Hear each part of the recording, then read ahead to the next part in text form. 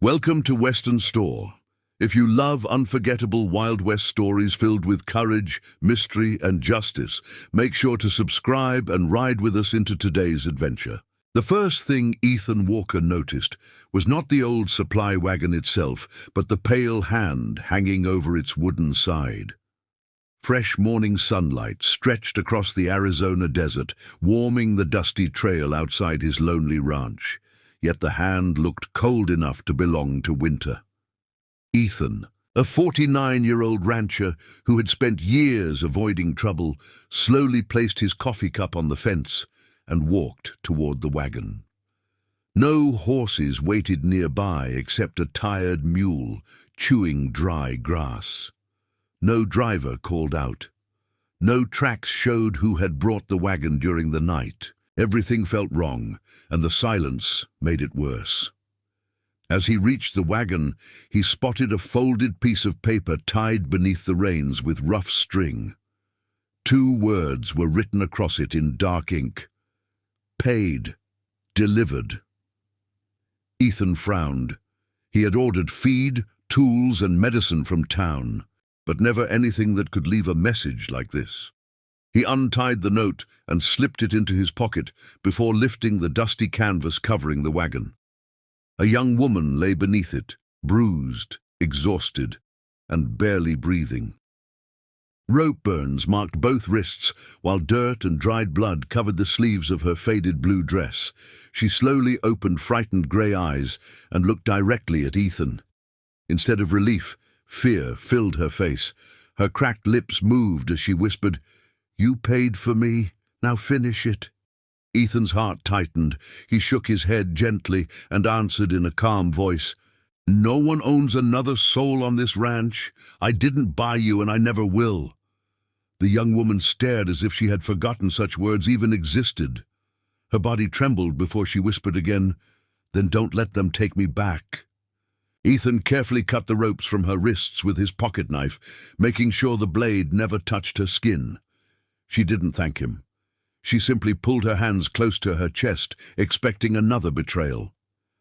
Ethan lifted her from the wagon and carried her into the cabin, placing her gently on the bed beside the window. He brought fresh water, clean bandages, and warm bread, but stayed several steps away, allowing her to feel safe.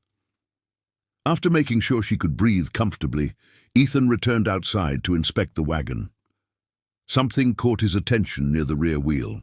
Burned into the wood was a strange symbol shaped like a broken circle crossed by a single line. The moment he saw it, an old memory crashed into him. 15 years earlier, he had seen that same mark outside the cabin where his younger brother had disappeared without a trace.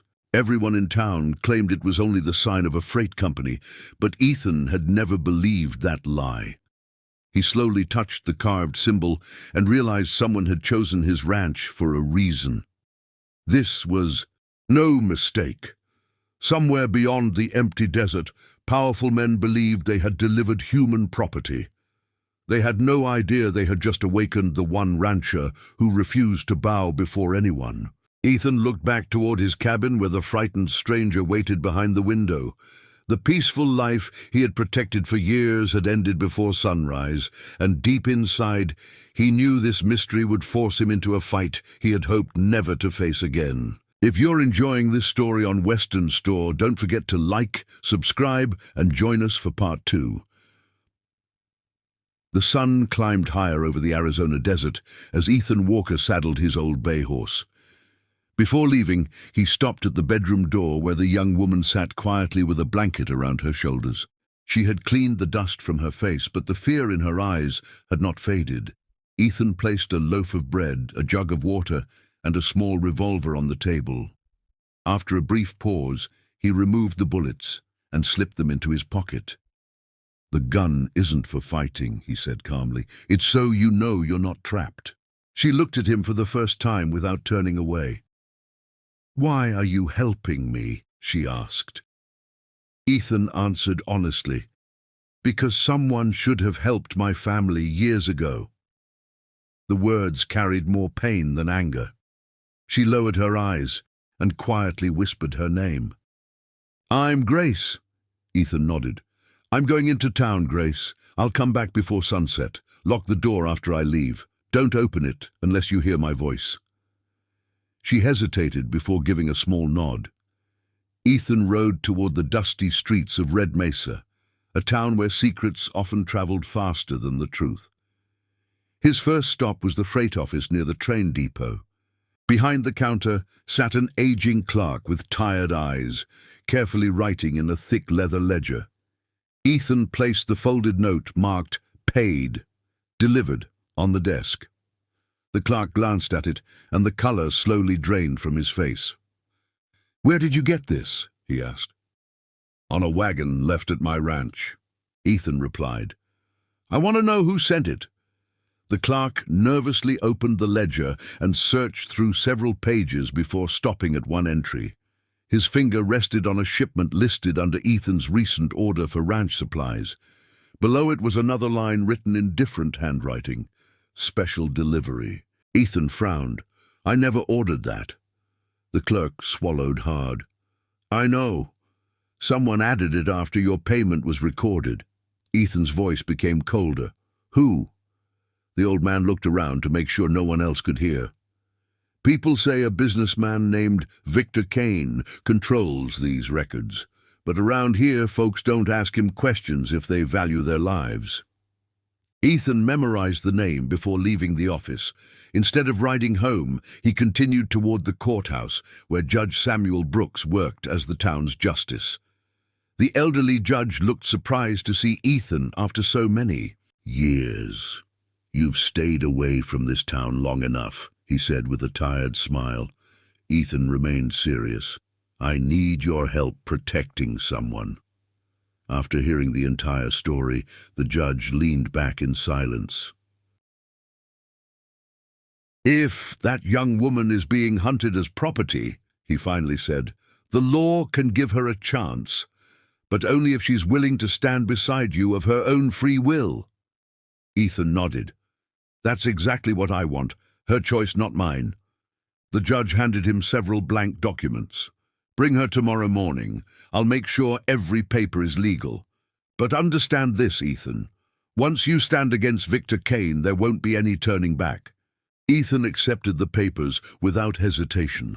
As he stepped outside, something caught his attention across the street. A tall man, wearing a black hat and a dark red scarf, stood beside a hitching post, watching him without blinking. The stranger smiled before disappearing into the crowd. Ethan felt the same cold warning he had felt that morning beside the wagon. Someone already knew he was asking questions, and someone was waiting for him to make the next move.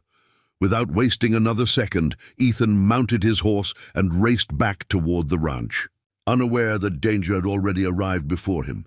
The trail grows darker from here, and every choice comes with a price. Ethan urged his horse across the desert as the evening sun painted the sky with deep shades of orange and crimson. Long before he reached the ranch, he noticed something was wrong. The cabin door stood slightly open, swaying gently in the wind. Grace had promised to lock it. Ethan jumped from the saddle before his horse had fully stopped and quietly drew his revolver. The ranch was silent, except for the distant cry of a hawk. "Grace," he called softly. There was no answer. He stepped inside, carefully scanning every corner. The table had been knocked over, one chair lay broken on the floor, and the blanket he had given her was missing. Then he heard a faint sound from the back room. Grace slowly stepped into the doorway, clutching a lantern with trembling hands. Relief crossed Ethan's face for only a second before another voice broke the silence. "Looks like you found your package." A tall stranger leaned casually against the front porch railing as though he owned the place. He wore a black hat, polished boots, and the same dark red scarf Ethan had seen in town. His cold smile never reached his eyes. "My employer wants his property back," the man said. Ethan remained calm. "She isn't property." The stranger laughed. "That's not what the paperwork says." Grace stepped behind Ethan, her voice barely above a whisper. "Don't let him take me." Ethan took one slow step forward. "You came to the wrong ranch. The stranger reached toward his belt, but Ethan moved first. One powerful punch knocked the outlaw backward into the dust. Before the man could recover, Ethan twisted his arm behind his back and tied his wrists with a length of ranch rope.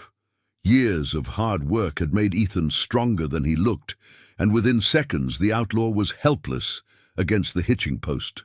The prisoner spat into the dirt and laughed through a split lip. "Victor Kane won't forgive this." Ethan knelt until they were eye to eye. "Then tell Victor Kane to come himself." The outlaw's smile faded. "He already is." At that exact moment, the sound of approaching horses echoed across the open desert. Ethan looked toward the western ridge and counted 3 riders moving through the dust. The man tied to the post smiled again. "I told you, he doesn't send warnings twice." Grace's hands shook as she watched the riders grow closer. "He's here."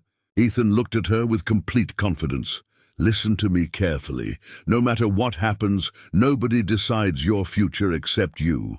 For the first time since arriving at the ranch, Grace's fearful expression softened. She believed him. The lead rider finally reached the gate and slowly removed his black gloves. His expensive coat and polished boots made him look more like a wealthy businessman than an outlaw. His sharp gray eyes settled on Grace before shifting toward Ethan. "So," he said with a calm voice, "you've made this much harder than it needed to be." "You must be Victor Kane," Ethan replied. Victor smiled. "And you must be the rancher who forgot his place." Ethan stood firm between Victor and Grace. "I know exactly where my place is," he answered. "It's protecting innocent people." Victor unfolded several official-looking papers and held them up. "These documents say the girl belongs to me." Ethan reached into his saddlebag and removed the papers Judge Brooks had given him. "Tomorrow morning," Ethan said, "she'll stand before the law as a free woman." Victor's confident smile disappeared for the first time. "You've just declared war," he said quietly. Ethan never looked away. "No," he answered. "You declared war the moment you treated a human life like cargo." The desert fell silent. Even the wind seemed to stop. Victor slowly climbed back onto his horse. "This isn't over," he warned before turning his riders toward the fading sunset. Ethan watched until the last cloud of dust disappeared beyond the hills. He knew Victor Kane would return, and next time he wouldn't come to talk. Grace stepped beside him and quietly asked, "Do you really think we can win?" Ethan looked across the endless frontier and gave a small nod. "As long as we stand together, there's always hope." Thank you for watching Western Store. If you enjoyed this Wild West adventure, like the video, subscribe to Western Store, and join us for the next unforgettable story.